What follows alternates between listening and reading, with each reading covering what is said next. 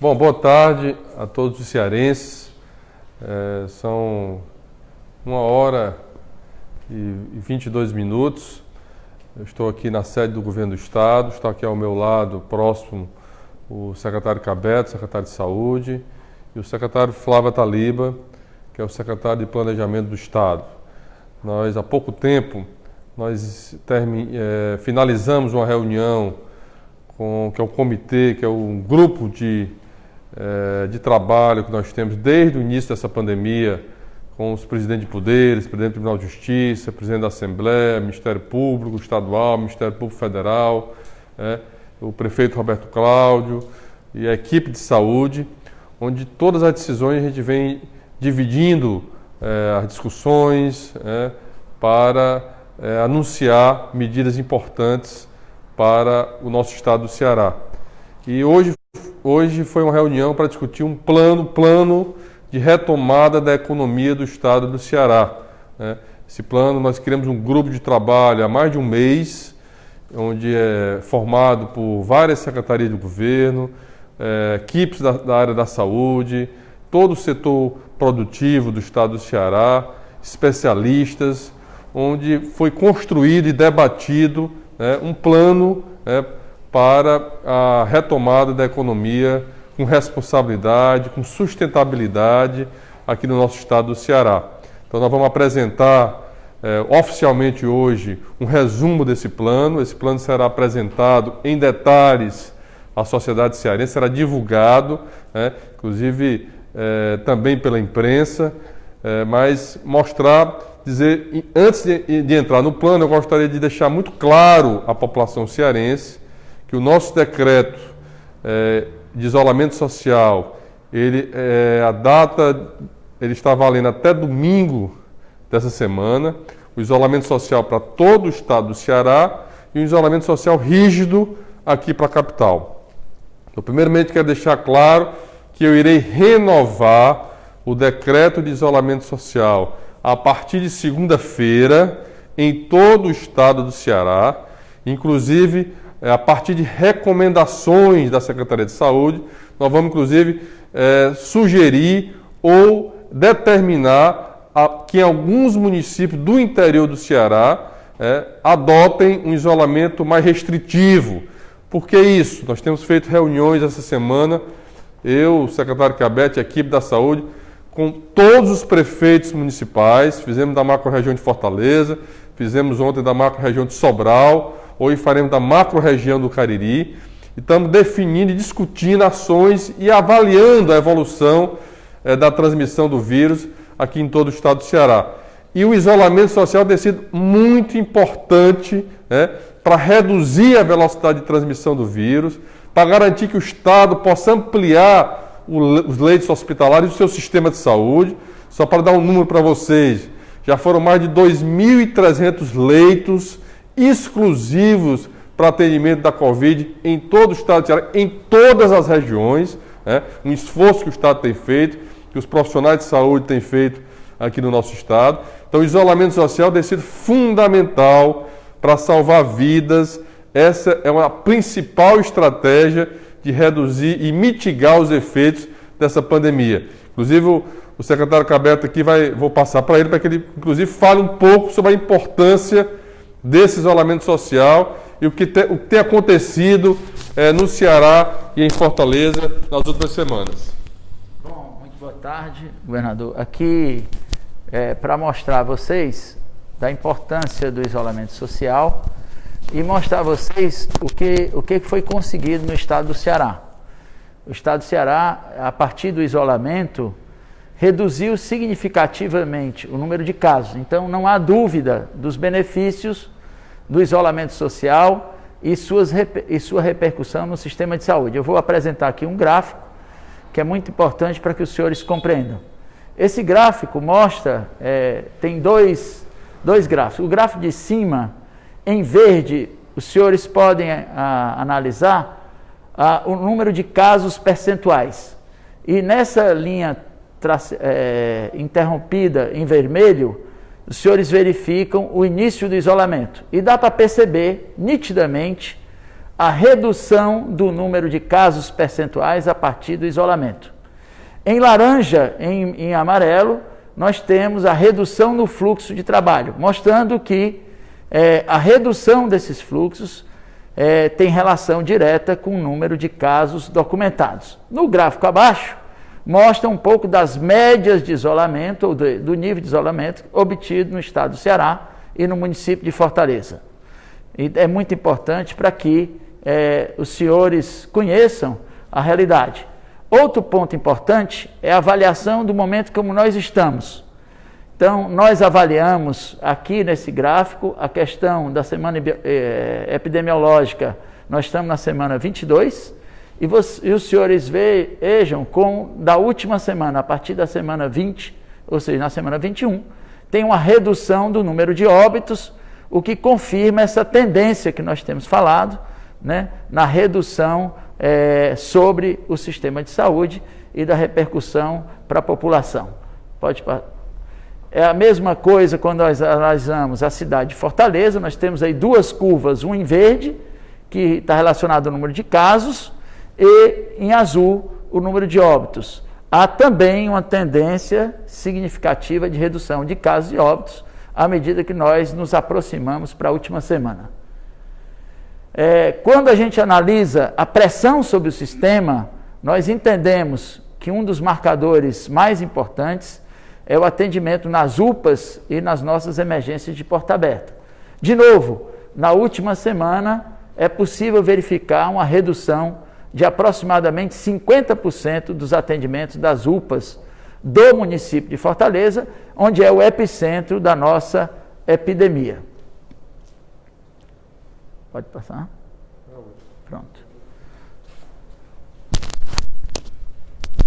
Bom, só para reforçar que mesmo com esses números e esses gráficos apresentados pelo Dr. Cabeto, reforçar que a situação ainda é grave, é um alento essa redução, principalmente em Fortaleza, que sempre foi o epicentro do problema, que agora começa a se espalhar de forma mais intensiva para o interior do estado, principalmente em algumas regiões. É por isso que lá atrás, uma das primeiras medidas que nós fizemos no estado foi interromper o transporte intermunicipal, exatamente porque, como Fortaleza era o epicentro e ainda é o epicentro do problema, não se transmitisse de forma muito rápida a transmissão para o interior. Então, mesmo assim, eu quero reforçar e repetir que nós vamos renovar o isolamento social a partir de segunda-feira, porém, implementando, a partir daí, dentro desse plano que eu vou mostrar agora para os senhores, um resumo dele, é um plano de retomada responsável das atividades econômicas e comportamental. Por que comportamental? Porque para a execução desse plano, alguns critérios, e vai depender muito do comportamento das empresas e da população. Então, resumindo, essa estratégia ela foi baseada em dois critérios: o critério baseado em risco sanitário, que significa isso, atividades que têm aglomeração, dá um exemplo, shopping, dá um exemplo, shows, artísticos, enfim. E a atividade, e o outro critério foi a questão econômica e social. Então foi dado peso, essa ação, pode passar aí, ela foi dividida em 4 fases, aliás, em 5, porque agora nós vamos iniciar uma fase de transição, que é isso que nós vamos anunciar hoje. Nós vamos iniciar, a partir do dia 1º, uma fase de transição, é uma espécie de teste para a gente avaliar o comportamento em relação aos números, como vai se dar nesse período de transição. Então, são 4 fases. Em cada fase dessa, tem definido as atividades que estão autorizadas, o percentual daquela atividade, porque a atividade pode ser construção civil, está autorizado apenas 30% da construção civil funcionar, vão ser em horário diferenciado, por exemplo, quando iniciar a atividade do comércio. Então, cada um foi construído pelo CNAE. O CNAE é o Registro Nacional da Atividade Econômica, é o cadastro de cada atividade. Então, para cada atividade funcionar, ele vai ter que botar o CNAE dele lá para ter autorização para funcionar, porque toda empresa ela tem esse registro, portanto, isso foi feito com muito critério em relação a isso. Foi construído, repito, com todo o setor econômico do estado do Ceará, com a indústria, com o comércio, com os serviços. Então, para cada atividade, nós vamos ver que vai ter um grupo de atividades que vão ser autorizadas. Aquele primeiro 7 dias, do dia 1º ao dia 7, serão algumas atividades que eu vou mostrar, mas que tem alguns critérios para que nós estamos iniciando, exatamente por essa tendência de estabilização dos números, principalmente em Fortaleza e no estado do Ceará, mas para que é importante deixar claro que durante os próximos 7 dias da próxima semana, tudo isso será avaliado. Portanto, para iniciar qualquer uma dessas fases, vai depender dos critérios de saúde que estão aqui colocados embaixo, que o Cabeto já vai falar um pouco sobre ele. Portanto, será fundamental protocolo para o funcionamento das atividades, será fundamental respeitar os decretos e respeitar as atividades que estão em funcionamento, será fundamental. O monitoramento, nós inclusive vamos iniciar a semana que vem uma pesquisa de testagem para saber a taxa, a gente chama até a taxa de ataque que existe em Fortaleza, em alguns municípios do estado do Ceará, para a gente saber o percentual de pessoas que já adquiriram a doença, que já passaram pelo vírus, o vírus já passou por ela, para que a gente possa inclusive isso servir de informação para tomar decisões futuras. É fundamental. Lembrando que o estado do Ceará é o estado que mais testa no Brasil. Aliás, nominalmente, nós já passamos, inclusive, do primeiro, que é São Paulo. Proporcionalmente, nós já somos o primeiro, mas nominalmente, nós já fizemos mais testagem da população do que o próprio estado de São Paulo, que é muito maior do que o estado do Ceará. Então, são grupos de atividades. Repito, tudo isso foi discutido. A Taliba está aqui, acompanhado pelo setor econômico. Mas para a gente poder entrar em cada fase dessa, a primeira fase será os 7 dias. A partir desses 7 dias, a saúde avalia a situação do estado e autoriza ou não o início da primeira fase. A primeira fase terá 14 dias. Nesse período também será avaliado, monitorado os dados de saúde epidemiológico do estado do Ceará, para aí sim ir autorizando. Para cada fase dessa terá um decreto estadual, com normas, com regras. Nós vamos manter a fiscalização das atividades no estado do Ceará, não poderá ter aglomeração, tudo isso será definido no decreto que será oficializado até o final da semana. Então eu queria pedir ao Cabeto para que ele explicasse os critérios aí de saúde, que são os critérios que vão permitir o funcionamento de qualquer uma dessas atividades. Bom, dando continuidade, fortalecendo assim, o que o governador colocou de uma maneira muito sintética e objetiva, o que fica claro aqui é que nós temos critérios baseados na capacidade do sistema, portanto, critério baseado na quantidade de leitos por região. O Ceará tem 5 regiões de saúde. Critérios baseados no número de internações, isso dá uma ideia da evolução epidemiológica. Critérios baseados na mortalidade e na letalidade, isso dá ideia do risco e da gravidade do surto epidêmico. E critérios que levam em conta a questão territorial. O governador adiantou aqui para os senhores, é muito importante, que nós vamos tratar diferentes alguns municípios. Por quê? Porque são situações epidemiológicas diferentes. Se nós temos queda da ascensão de casos em algum município, em outros municípios nós poderemos estar em ascensão, e o decreto, portanto, vai constar o que o Estado recomenda e coloca para que seja feito em cada município. Esses critérios, eles são aditivos, eles não são por isso que está colocado ali o termo mais, né? Eles são critérios que são avaliados em conjunto e vão ser disponibilizados para conhecimento da população. Inclusive, agora há pouco nós tivemos reunião com o comitê, onde isso foi abordado. Lembrar aqui que essa fase de transição, ela é uma fase de teste. O isolamento continua, assim como o governador colocou. Próximo. Bom, então, só só complementando, o governador também colocou, e é importante para os senhores conhecerem, vai ser, esse monitoramento ele é contínuo, a gente faz esse monitoramento com todas as nossas análises epidemiológicas diariamente, dos municípios, das regiões e do estado como um todo, e portanto são fatores condicionantes para cada fase. A realização de inquéritos sorológicos, que também nós vamos fazer nas empresas, para que a gente conheça a taxa de ataque dentro do grupo de trabalho, e realização e avaliação da taxa de transmissibilidade. O que é isso? É saber o potencial de transmissão de cada indivíduo infectado. A gente sabe que o nível de segurança melhor é quando isso está abaixo de 1. Bom, então vamos mostrar agora aqui as atividades. Pode passar aí.